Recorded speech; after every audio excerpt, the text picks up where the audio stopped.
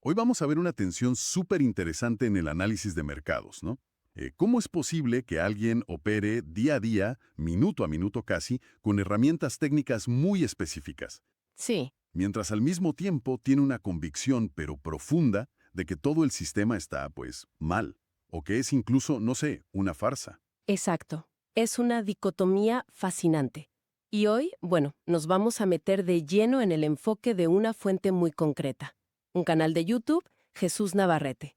Y cómo veía él el índice Dow Jones 30, el DJ 30, por allá por mediados de agosto de 2025.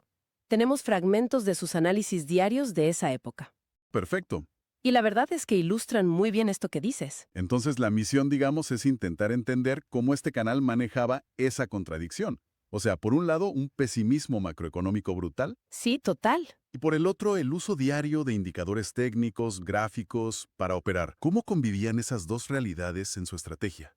¿Cómo lo hacían? Pues mira, empecemos por la visión macro, porque era, de verdad, muy sombría. Este analista mostraba una desconfianza, pero radical en los datos oficiales.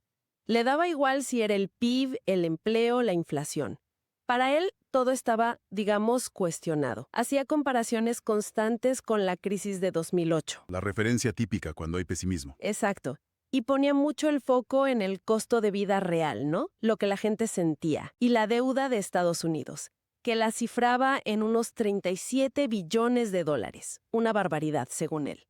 ¿Y qué argumentos daba para sostener esa visión tan negativa, más allá de la desconfianza en las cifras oficiales? Pues argumentaba que la economía real, la de la calle, no tenía nada que ver con las cifras, digamos, optimistas que daba el gobierno. El endeudamiento le parecía insostenible. Veía la bolsa como una imagen falsa. Usaba la palabra bluff, Un bluff. Sí, la he oído. totalmente desconectada. Decía de los problemas de verdad. La deuda, la violencia en las ciudades, la crisis de las pequeñas empresas. Incluso mencionaba ejemplos que veía en redes sociales, como un granjero pidiendo ayuda en TikTok, o la situación de la gente sin hogar en Washington, D.C. O sea, una perspectiva muy crítica, llegando a decir que el mercado estaba corrupto. Mencionó algo del apalancamiento, ¿no? Sí. Hablaba del apalancamiento excesivo, ponía el ejemplo de 10-1 en el petróleo, y decía que eso creaba burbujas especulativas. Su punto era que las 30 grandes empresas del Dow Jones, pues no representaban la economía del ciudadano de a pie, para nada. Vale, un panorama macro desolador, clarísimo. Pero, ¿y la parte técnica? Porque ahí es donde está el contraste fuerte. Ahí está la clave, porque en contraste directo con eso, aplicaba un análisis técnico súper detallado. Usaba muchísimo las velas japonesas. Les ponía nombres muy descriptivos, como vela lápida. Que sugiere un techo, ¿no? Exacto, visualmente parece eso, y sugiere que los compradores perdieron fuerza. O la vela guía, la vela inteligente. Muy gráfico todo. Me imagino que no solo velas. Usaría indicadores más estándar también. Sí, claro, por supuesto. Usaba las bandas de Bollinger, lo típico, para ver sobrecompra-sobreventa. Marcaba niveles clave, resistencias.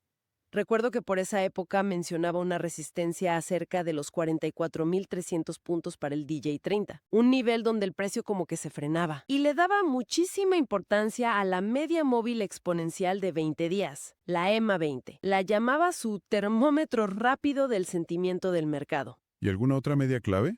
Sí, ojo a la EMA 3, una media súper corta, de 3 días.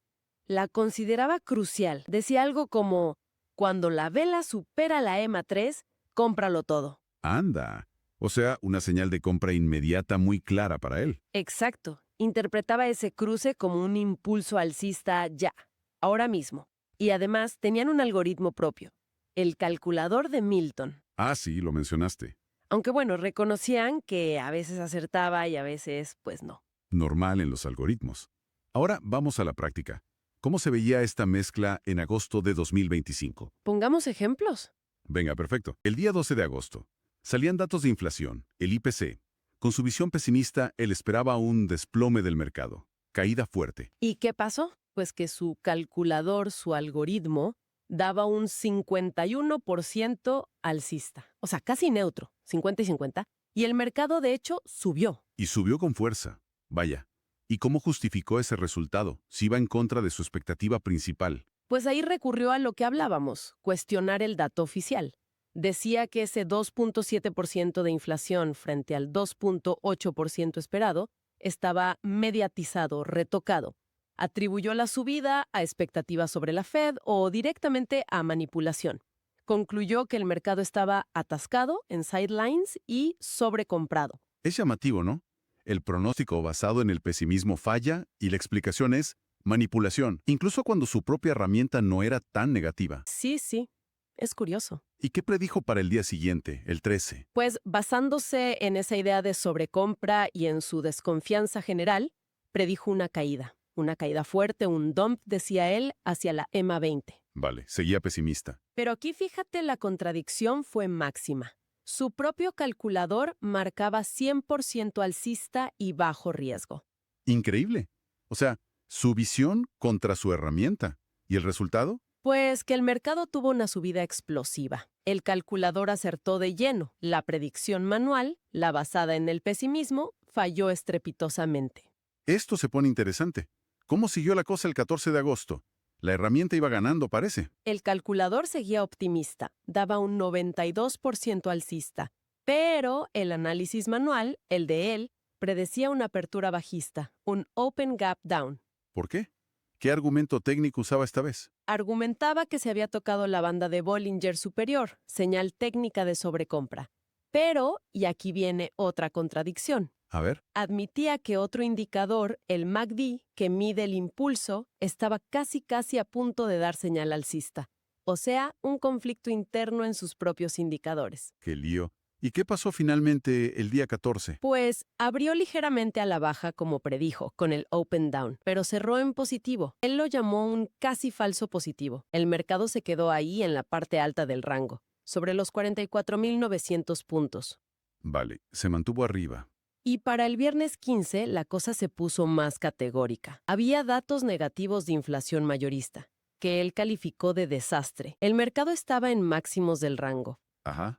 Y era viernes, que suele ser un día de menos actividad o de recogida de beneficios. Su predicción fue rotunda. Open gap down y caída al mínimo del rango, sobre 44.600. Afirmó categóricamente que el máximo no se superaría. Muy seguro, entonces. Sí, comparó la situación con un patrón similar de julio, que había terminado en una caída fuerte. Entendido. Entonces, si intentamos como resumir la estrategia que vemos aquí, parece que usaba el análisis técnico para lo que él llamaba arbitraje especulativo, ¿no? Exacto. Intentar sacar pequeñas ganancias de movimientos rápidos del precio. Operar sin interés patriótico, decía, adaptándose al gráfico del momento. Justo eso. Pero siempre bajo esa nube negra del pesimismo macroeconómico. Esa desconfianza total en los datos, en el sistema. Precisamente. Es una forma muy particular de intentar navegar técnicamente día a día en un mercado que, en el fondo, percibían como defectuoso o manipulado